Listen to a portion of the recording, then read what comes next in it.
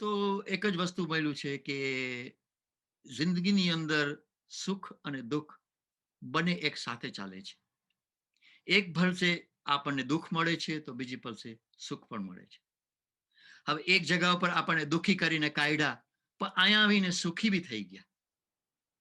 તો એક જિંદગીને એક લેસન મળ્યું આપણને કે હંમેશા દુઃખમાં બી ઉપરવાળાને યાદ કરવાનું અને સુખમાં બી ઉપરવાળાને યાદ કરવાનું.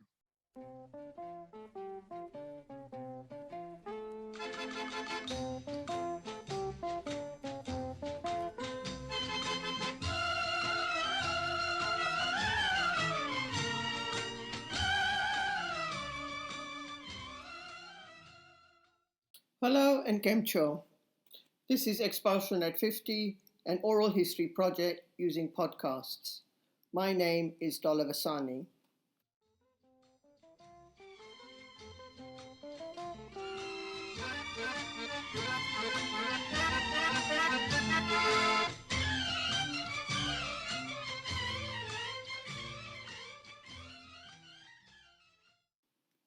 So often, when we see something on TV or in a movie or read about someone else's experience, it evokes a reaction in ourselves. This can be a very positive and powerful motivator to take action and release our own creative energies. Back in March 2019, this is what happened to Noreen Nasim as she watched the BBC documentary A Very British History. Following this, Noreen reached out to her own father, Amir Majothi. 2 years later, Noreen published the book Expelled from Uganda. This podcast is about their respective journeys.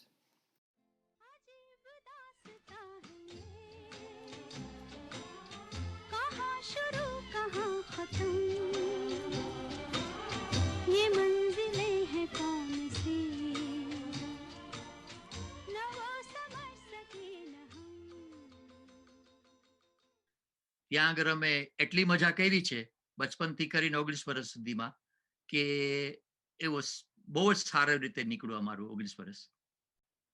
એટલે તમે કહો છો કે મજા કરી તે મજા કેવી શું કારણ હતું? મજા એની મજા છે કે જે બચપનમાં છોકરાઓ મજા કરતા હોય, ગિલ્લી ડંડા રમે, ફૂટબોલ રમે, વોલીબોલ રમે, ઝાડ ઉપર ચડે, કેરી તોડે, જાંબુલ તોડે, એવી બધી મજા આ કન્ટ્રીમાં હવે ના મળે.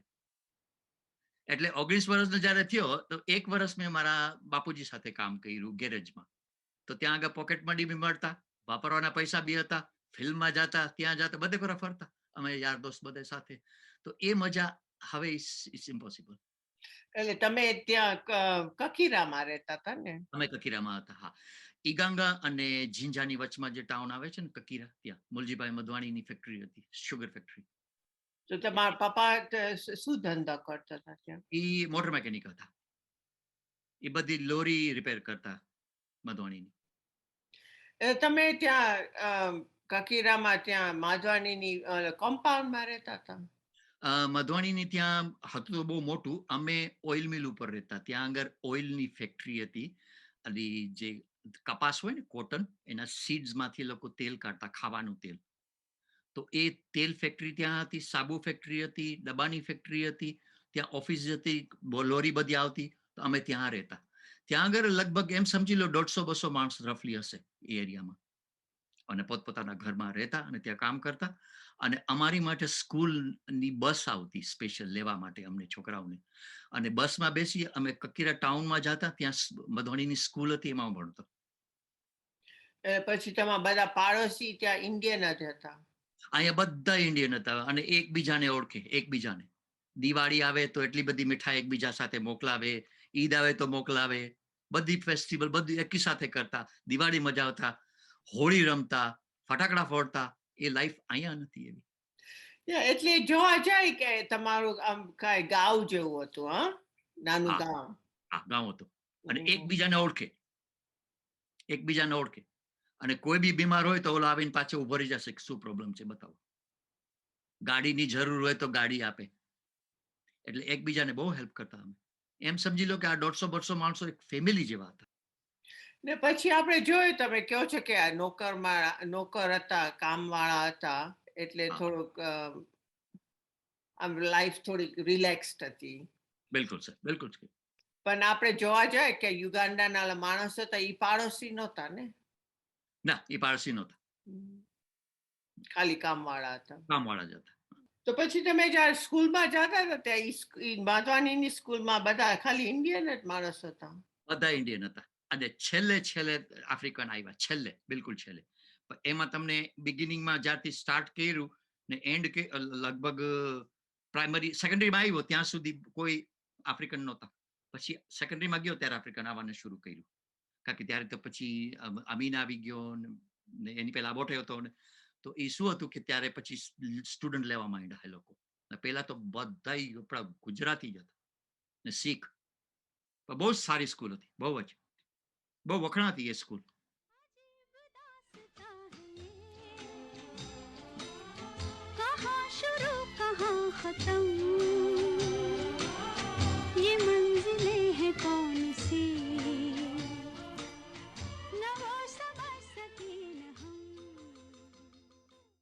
ઓગસ્ટમાં 1972માં અનાઉન્સમેન્ટ થયું પછી તમને શું થયું કે આ શું થવાનું છે? જ્યારે એનાઉન્સ થયું ત્યારે મને ખબર છે કે હું મારા બધા ફ્રેન્ડ સાથે હતો. તો ફ્રેન્ડ સર્કલમાં વાત ચાલી એટલે હવે ફ્રેન્ડ સર્કલમાં વાત ચાલી તો હું ભાગ્યો ઘરે, દોડીને ઘરે ગયો. તો મેં રેડિયામાં બી સાંભળ્યું, રસ્તામાં જતા રેડિયામાં બી સાંભળ્યું કે આને અમને 90 ડેઝ આપી દીધા, એટલે 3 મહિના આપી દીધા છે નીકળવા માટે. પણ આમ બિલીવ નહોતું થતું કે આ વાત સાચી છે કે ખોટી છે. પછી હું જેને ઘરે જ ગયો, મારા માને કહ્યું, મારા બાપુજીને કહ્યું, તો એ લોકો માનવા તૈયાર નહોતા. કારણ કે હોક્સ સમાચાર એવા બહુ આવતા, જૂઠા સમાચાર બહુ આવતા. તો એવું જૂઠા સમાચાર સમજી ને અમે શું કે આ બધું પતી જશે, પણ પૈતું નહીં. એનું કારણ કે બધા દોડાદોડી કરવા લાગ્યા, બધા પેનિક થવા લાગ્યા. અને ફાઇનલી ખબર પડી 1-2 વીકની અંદર કે આ તો સાચું છે. ને તમને શું કારણ લાગ્યું કે એને શું કામ કીધું આમ? મારા એક્સપિરિયન્સ પ્રમાણે તો અમીને કાઢ્યા હવે ઓરિજિનલી શુકરા કાઢ્યા એ ખબર ના પડી, પણ એકોર્ડિંગ ટુ ધ ન્યૂઝ પ્રમાણમાં જોવા જાય તો એ કહે છે કે આપણા જેટલા એશિયન ત્યાં રહેતા એ યુગાન્ડાને મિલ્કિંગ કરે છે ને ખાય છે યુગાન્ડાને. એ વાત પ્રમાણમાં એને પછી બધું કાઢી મૂક્યું. યુઝલી અમે ડિપેન્ડ કરતા ત્યારે ઇન્ટરનેટ કે કંઈ નહોતું, પેપર ઉપર ડિપેન્ડ કરતા, ન્યૂઝપેપર ઉપર. યુગાન્ડા અર્ગસ છપાતું તો એ વાંચતા, સ્ટાન્ડર્ડ આવતું તો એ વાંચતા. તો એના ઉપરથી જેટલા ન્યૂઝ હતા એ અમને ખબર પડતા કે આ થવાનું છે. એક્સોડસ શરૂ થયું તો માણસો પેનિક થવા સ્લો લાગ્યા, પણ જ્યારે 1 મહિનો વટાઈ ગયો પછી તો માણસો બહુ પેનિક થયા, બહુ જ પેનિક થયા. એટલો પેનિક થયા અમારી ફેમિલી બી, હું પણ. અમે દોડી કંપાલા ઘડી એક ટ્રીપમાં, કારણ કે અમે કકીરાથી ઝીંઝા જાય, ઝીંઝાથી પછી કંપાલા જાય, લોંગ વે.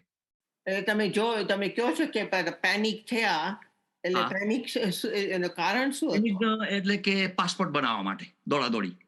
જ્યારે પાસપોર્ટ બનાવતા ને એ લોકો એપ્લિકેશન બધી સબમિટ કરી નાખી, પણ બનવા માટે એ લોકોએ ફેમિલી મેં કાઢી. જ્યારે આસ્તે પહેલા મારા ફાધરનું થયું, મારા મધરનું થયું, પછી મારા ભાઈનું, મારી બેનનું, અને ત્યાં સુધી તો નજીક આવી ગયો ટાઈમ.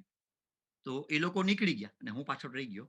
પછી મારા મામા હતા મારા, અને પછી અમે સાથે આવ્યા. ઓકે, તો તમારા મા બાપ ને તમારા બેન ને ભાઈ નીકળી ગયા, પણ તમારો પાસપોર્ટ હજી આવ્યો નહોતો? નીકળ્યો નહોતો હજી. હું ઘડી જાતો, એ લોકોને કહેતો બી ખરી કે મારા મા બાપ જાય છે. એ કે તું ગભરા નહીં, તું બી જઈશ, પણ તું અમારો ડિલે બહુ છે. એ લોકોનું ડિલે બહુ હતું ને. પછી મળી ગયો મને પાસપોર્ટ. હું નીકળ્યો એ નવેમ્બર હતો, એ મને યાદ છે. અને ત્યાંથી તમે 1 મહિનો પાછા કરી લ્યો તો એ ઓક્ટોબર સમટાઈમ્સ. તમે પછી એકલા તમારા મામા સાથે હતા? હા. તમારા મા બાપને ઉંમર શું હતી? મા બાપની ઉંમર ત્યારે હતી અબાઉટ, મને લાગે 40 ખણ હતી, 40-45 એમ હતા મારા મધર. અને ફાધર વોઝ નિયરલી 50 ખણ હતા એમ કંઈક. તમે ઇંગ્લેન્ડ પહેલા નહોતા ગયા ને, કે ગયા હતા? નહીં, ઇંગ્લેન્ડ પહેલા હું ન થયો કોઈ દિવસની. શું વિચારો હતો કે આ ઇંગ્લેન્ડ કેવી જગ્યા હશે? વાત તો એવી સાંભળી હતી કે ત્યાં આગળ ઠંડી બહુ છે, સ્નો પડે છે, એવું બધું. તો જ્યારે પ્લેન ઊભું રહ્યું તો વિન્ડોમાંથી દેખાતા હતા ને બધા માણસો મોટા મોટા જેકેટ પહેરીને ફરતા હતા. મેં અંદર ગરમી હતી, અંદર ઓલી હીટિંગ ચાલુ કરી હતી ને, તો બધાને ગરમી પડતી હતી, બધાએ કોટ કાઢી નાખ્યા હતા અંદર પ્લેનની અંદર. બારે નીકળ્યા જે સ્ટેપમાં ઉતર્યા તો બધાના કોટ ચડી ગયા.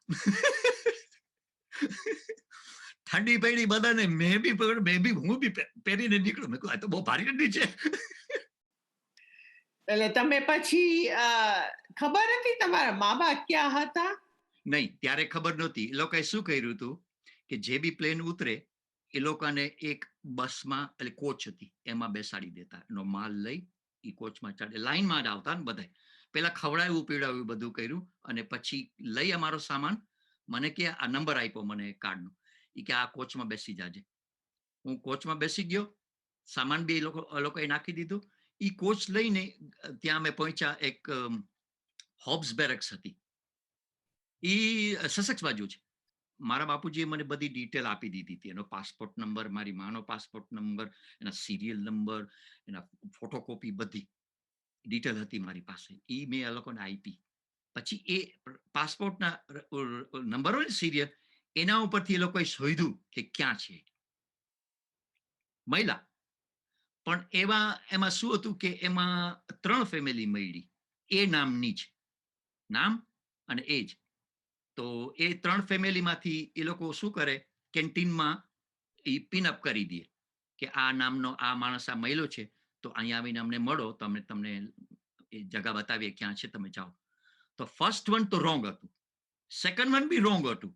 મેં કહું થર્ડ વન કરેક્ટ, એ તો મરી ગયા, ક્યાં ગોતીશ મારા બાપ. તો એ જ નીકળ્યા. પછી એ લોકો હતા ગાઈડન કેમ્પમાં. પછી મને આ લોકોએ વ્યવસ્થા કરી આપી, મને ગાઈડન કેમ્પમાં મોકલાવી દીધી. કઈ જગ્યાએ હતા? એ હતી લિંકફિલ્ડ સાઈડ, એસેક્સમાં. પછી તમે કેમ્પમાં કેટલા વખત રહ્યા? અમે કેમ્પમાં એટલીસ્ટ લગભગ 2.5 થી 3 મહિના તો રહ્યા હતા ત્યાં. માણસોની આસ્તે આસ્તે કાઢતા, આસ્તે આસ્તે, ધીમે ધીમે ધીમે ધીમે. અને અમે અમારો સેન્ટરમાં આવ્યો અને અમે નીકળ્યા ત્યારે ઘણા માણસો હજી હતા. એ લોકો રિક્વેસ્ટ કરતા કે અમને લેસ્ટરમાં જવું છે, કે અમે લંડનમાં જવું છે. તો એવી રીતના રિક્વેસ્ટ કે અમે એમ કરવા જાશું બધાને, તો પછી એક જ જગા પર નહીં રાખી શકીએ. અમે કાઉન્સિલ વાળા જે બી મકાન આપે એ ફેમિલી પ્રમાણમાં અમે મોકલાવી દઈશું, ભલે પછી નોર્થ હોય કે પછી બર્મિંગહામ હોય કે લંડન હોય. એમ કરતા કરતા અમારો વારો આવ્યો, તમે નોર્થમાં આવી ગયા, લીડ્સ બાજુ. ને પછી તમારા મા બાપ માટે કેવું હતું એ અનુભવ? મારા મા બાપમાં તો મારી માં તો બહુ મિસ કરતા, મારા ફાધર બી બહુ મિસ કરતા કે યુગાન્ડાથી સારું કોઈ હતું જ નહીં. એ લોકોએ બહુ મિસ કર્યું. મેં મિસ કર્યું, પણ આ કન્ટ્રીમાં હું યુઝ ટુ થઈ ગયો ને હવે. તો પછી તમારા મા બાપ પછી કામ કર્યું હતું ત્યાં ઇંગ્લેન્ડમાં? હા, મારા ઇંગ્લેન્ડમાં મારી માએ કામ નથી કર્યું, પણ મારા ફાધરે થોડું કામ કર્યું. પછી બીમાર પડી ગયા, પછી મેં ટેક ઓવર કરી લીધું. એટલે શું પછી ત્યાં ગેરાજનો ધંધો હતો? અહીંયા ના, એને ફેક્ટરીમાં કામ મળ્યું. અહીંયા ગેરેજમાં ઠંડીમાં બહાર કામ ના કરી શકે, એટલા માટે એ ગેરેજનું કામ ના કરી શકે. ગરમ દેશ હોત તો એ કરત, પણ ઠંડીમાં એનાથી કામ નહોતું થતું. તો એને ફેક્ટરીમાં કામ કર્યું થોડાક મહિના, ને પછી છોડી દીધું, બીમાર પડી ગયા. પછી મેં ટેક ઓવર કરી લીધું આખી ફેમિલીનું જે બી હતું. હવે ઠંડીમાં માણસો અહીંયા આવ્યા તો એ લોકો દે આર સફરિંગ, બધે સફર કરે છે ઠંડીમાં. હવે અમે તો 19 વર્ષથી તો હતો ત્યારથી અહીંયાથી હું રહું છું, હું તો યુઝ ટુ થઈ ગયો ને. પણ જે આપણે બુઢા હતા, જે અમારા પેરેન્ટ્સ છે, તે અહીંયા એ લોકો રહી નતા શકતા. It was very hard. એટલે અહીંયાનું જીવન ને ત્યાંનું જીવન બહુ જ જુદું છે, ખાસ કરીને બુઢા માણસો માટે.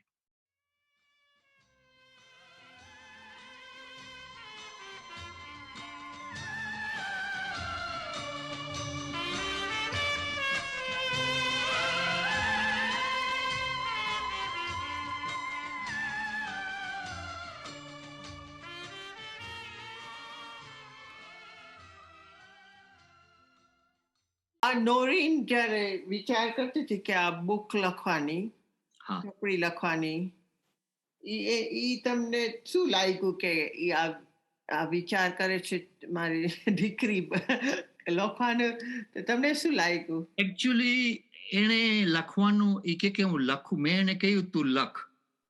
મેં કહ્યું તું યુગાન્ડા ઉપર લખ, પણ એવી રીતના લખ કે બીજાએ એ બી બુક ન લખી હોય. તો કે કેવી રીતના? મેં કીધું કે યુગાન્ડાની બુક અમીન ઉપર લખેલી છે, યુગાન્ડા ઉપર લખેલી છે. પણ એક માણસનું તું કેરેક્ટર ચૂઝ કર કે એને કેવી લાઈફ વિતાવી અને કેવી રીતના એ ત્યાંથી આયા આવ્યો. મેં એ કેરેક્ટર હું છું અને મને તું સવાલ કર, બધા હું તને જવાબ આપીશ અને પછી તું બુક લખ. એને લખી, બહુ સરસ લખી. તમે એક વખત વાંચો તો તમને એમ લાગે વાંચા જ કરું. બહુ જ ખુશી થઈ મને. બુક લખી અને છાપી બી કરી. તો બહુ પ્રાઉડ ફીલ થાય મને. એ તમારો અનુભવ કેવો હતો કે તમને બેસાડીને સવાલ પૂછે કે તમારી જિંદગી કેવી હતી? એને બિટ્સ બાય બિટ્સ લીધો. કેવી રીતના કે એક દિવસમાં બધું નહોતી પૂછતી. એને લગભગ 2.5 થી 3 વર્ષ લાગ્યા એક બુક લખવામાં. એ મારી પાસે આવતી અને જ્યારે હું જેટલું એને કહેતો એ લખી લેતી. ધીમે ધીમે ધીમે એને પૂરી બુક લખી કાઢી. આ બધી જેટલી વાત મેં કરી, બુક જ્યારે વાંચતો હતો ને, તો મને એમ જ થયું કે આ હું પાછો ચાલ્યો ગયો ત્યાં. એક સેકન્ડ માટે આમ તમે વાંચો તો તમને એમ લાગે કે હું ત્યાં જ છું. તો મને એવું જ ફીલ થયું કે હું મારી લાઈફમાં હું પાછો ચાલ્યો ગયો છું. તો મને એ બુકને હું ચેપ્ટર બાય ચેપ્ટર સ્લોલી વાંચતો ગયો ને એનો અનુભવ બી કરતો ગયો, એક્સપિરિયન્સ કરતો ગયો બુકનો. તો એ મારી માટે એક ડાયમંડની જેમ હતી આ બુક. એટલે એ બુક મારે ત્યાં જવાની જરૂર બી ન પડી. એ બુક વાંચીને હું ત્યાં પહોંચી ગયો હતો મારા ઇમેજિનેશનમાં. એ એ એ એ બુકની અંદરમાં બધું લખેલું છે. હવે ઇન્સાનની જિંદગીમાં તો અપ્સ એન્ડ ડાઉન્સ તો આવે જ છે જ. એટલે હવે એવા એવા સમય હતા કે અમે મુસીબતમાં હતા, એવા સમય એવા બી હતા કે અમે બહુ ખુશ હતા. તો આ બધું મિક્સચર હતું ત્યાં યુગાન્ડામાં. તો એ બુક હું વાંચી અને મારી હેપીનેસ આવતી હતી પાછી અંદર automatically.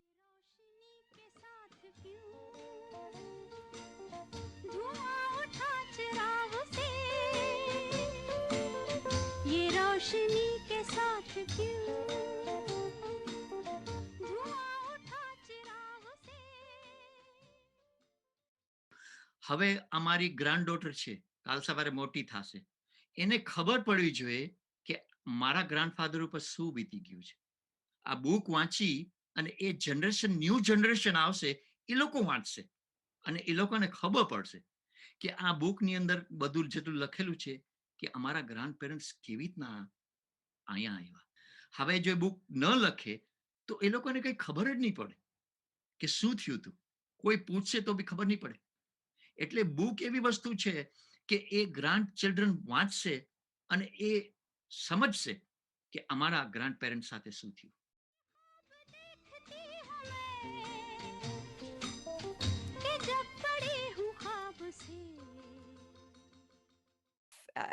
I was born in Yorkshire. I'm from here. I'm UK born. I sort of grew up in West Yorkshire, just moved to South Yorkshire about 10 years ago. Do you remember when you sort of first became interested in documenting the story of your father? I do. It was actually the turning point for me to begin writing was when I watched it was a BBC documentary that I'd watched one evening of March 2019, and it was a program called A Very British History, and the episode was sort of solely focused on the Ugandan expulsion. And it was Mira Soda, who's a food writer. So she'd sort of got her mother involved, who'd gone through the process of the expulsion, and it focused on her story and her journey. And watching that sort of really something twigged within me. I've always known about the expulsion. I've always known, the facts and the sort of, historical documentation as such, but I've never seen footage. And it was the video footage. It was actually seeing those BBC archives of black and white footage. And I still, even to this day, I cannot get those images, those visions out of my mind, because I think that's what made it so real for me. And I think something within just sort of, made me sort of think, whoa, hang on a minute, your father's been through this, Noreen, and there's this voice inside me thinking, my God, how did they actually go through this? And I think seeing it in person, just this visual image in front of me made me realize how traumatic this situation was for so many people. My father was just one of them. But looking at the faces, the horrified faces of these people just arriving in this country where they didn't know the country, they didn't know the climate, they didn't know much about this place. And I think that made me rethink about the knowledge that I had. And I thought, right, I need to kind of just scrap what I know and start from scratch again and try and rebuild an image, not just based on the facts, but based on the emotions. Because I think it's a very common thing for Ugandan Asians, I feel, for everybody that I've spoken to as part of my research. We know so much about what happened, but we never get a true account of somebody telling us how it made them feel. So although the story is, it's real, it's very real, it's a memoir, it's not non, it isn't sort of a fiction tale, a fictional story. I just needed to sort of tell it as narrative fiction, but then have my father there to check, are these events real? Is this how it happened? And I would sort of read it back. I would read that sort of dialogue back to him chapter by chapter. He would then sort of tell me, no, you've got that wrong. We need to change this. That didn't quite happen. Or you need to change the tone of that. That was perhaps too dark. It was a lot lighter than what you've portrayed. And it was just really to get that cinematic feel. So, Noreen, you've been invited to give an important talk on the 24th of October in Doncaster. Can you tell us a little bit more about it? Okay, so yeah, the slant I'm taking is positive disruptor. Upon research, I did have a look through previous TED Talks online, on YouTube, even TEDx talks. I've looked through and there isn't really any kind of reference to the Ugandan Asians. It's a really lovely opportunity to kind of bring that to the TEDx stage. Again, there's a lot of people that watch, TED videos online on YouTube. They've got such a huge following. Well, we wish you the best of luck with the TEDx event that's taking place at the Cast in Doncaster.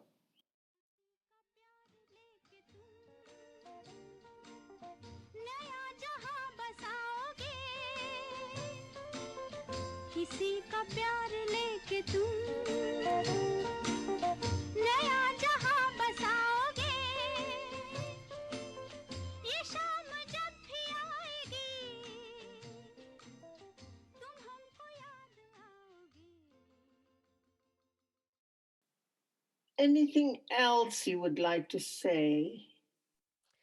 I mean, all I want to say is for, sort of anybody listening, I would love to say to the listeners that, just encourage where you can. If you're an older listener who has been through the process, if you're an expat, a Ugandan expat, you know, I think, just have those conversations. Don't be afraid to, discuss and talk to that, the next generation, your grandchildren, and share as much as you can, because there's going to come a time where they are going to want to know. They're going to have kids of their own and they're going to want to ask these questions.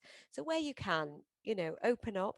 And then equally to the, my message to the younger ones is sit down with your grandparents, sit down with your parents, ask these questions now, because we're already on the 50th anniversary. There's going to come a point where we're going to lose those stories. So share them now while we can.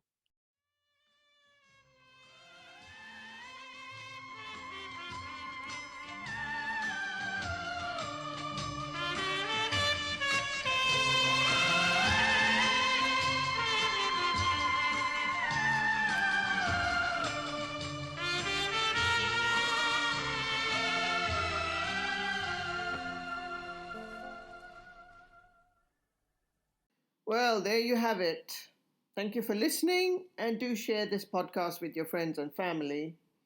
Till next time, keep well and safe. Bye bye.